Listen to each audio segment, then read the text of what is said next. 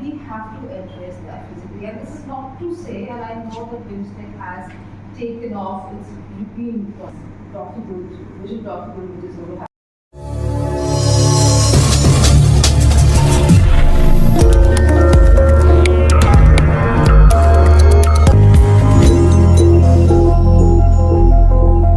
नालंदा विश्वविद्यालय में मंगलवार को एक महत्वपूर्ण संगोष्ठी का आयोजन किया गया, जिसमें Bay of Bengal initiative for multi sectoral technical and economic cooperation के भविष्य पर विचार विमर्श किया गया। मुख्य अतिथि के रूप में उपस्थित विदेश मंत्रालय के सचिव जयदीप मजूमदार ने बिम्स्टेक की महत्ता पर प्रकाश डालते हुए कहा कि 1997 में स्थापित यह संस्था हमारे 6 पड़ोसी देशों को एक मंच पर लाती है।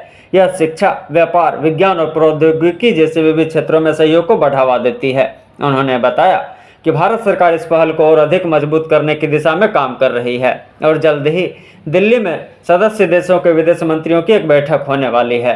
नालंदा विश्वविद्यालय के कुलपति प्रोफेसर अभय कुमार सिंह ने कहा कि आज की संगोष्ठी में अंतर्राष्ट्रीय ख्याति प्राप्त विद्वानों ने बिम्स्टेक को अधिक गति प्रदान करने तथा इसे नई ऊंचाइयों तक ले जाने की चर्चा की। भारत का पूर्वी देशों के साथ मैत्रीपूर्ण संबंध इस पहल को और भी महत्वपूर्ण बनाता है।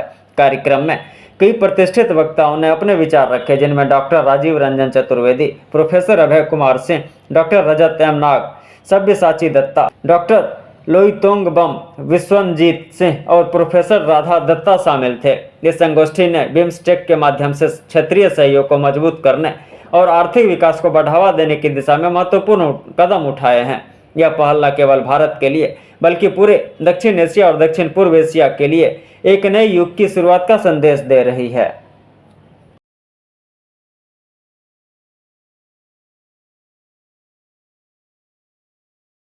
तो हमारे पड़ोसी जो 6 देश है और भारत, हम मिलके हमारा एक संस्था है बिम्स्टेक। ये 1997 में सेटअप हुआ था।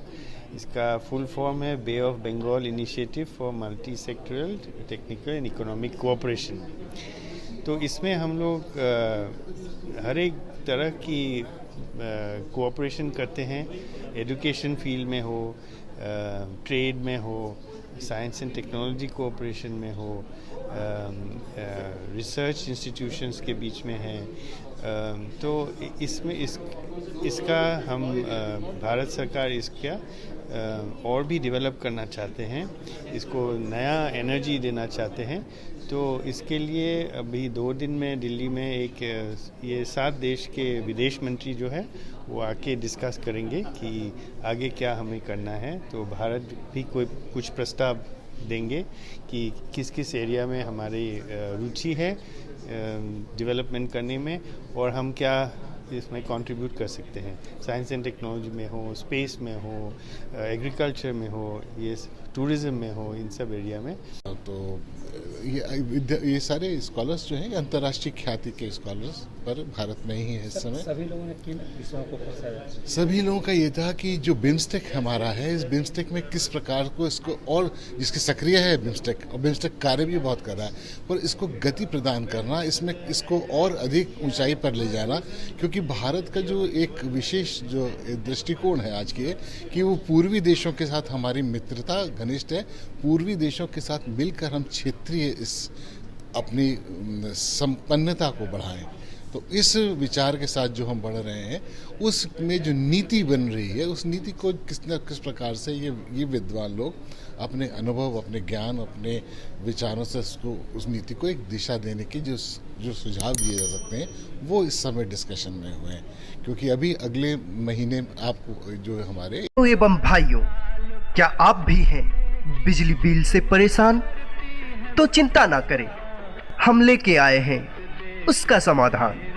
हो के बेफिक्र चलाएं टीवी, एसी, फैन, वो भी बिना बिजली बिल के, क्योंकि अक्षय ऊर्जा से हो रहा है देश में विकास। हमारी एजेंसी मेसर जवाहरलाल भारद्वाज अक्षय ऊर्जा शॉप, जो वर्ष 2007 से ही सौर ऊर्जा के सारे उपकरणों की बिक्री करती है और लोगों को जागरूक करती है कि जब घर आपका है तो बिजली सरकारी क्यों।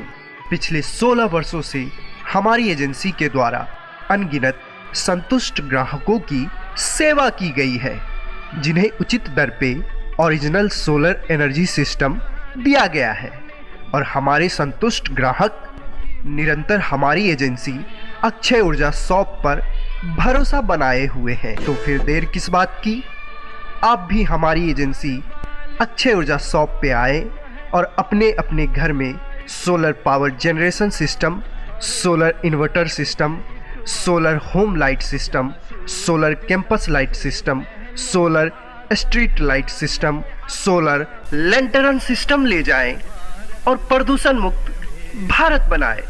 हमारा पता है स्वामी विवेकानंद चौक, NH 31, ट्रैफिक चौक, पुराना सावित्री हॉल के पास, सोना जागेश्वर कॉम्प्लेक्स के अंदर, पंजाब नेशनल मेन ब्रांच के बगल में, बेगूसराय, बिहार।